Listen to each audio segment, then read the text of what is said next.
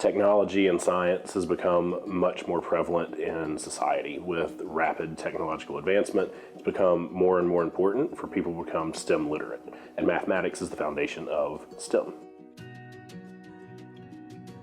Math literacy just means that you're able to use numbers flexibly to solve problems, to see math in the real world, and to interact with numbers fluently, and to use numbers and math all around you.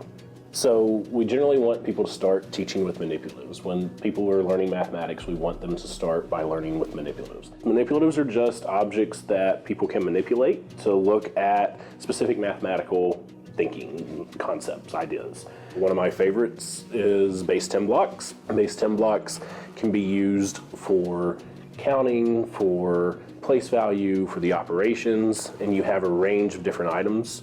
So if they can actually manipulate something and explore it that way, you can get a better conceptual understanding of what's happening with the mathematics.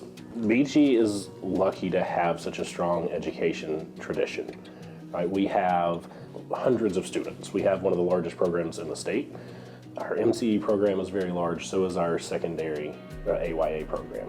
Manipulatives are so important. You can build patterns, you can do so many different things to help build mathematical thinking through the manipulatives.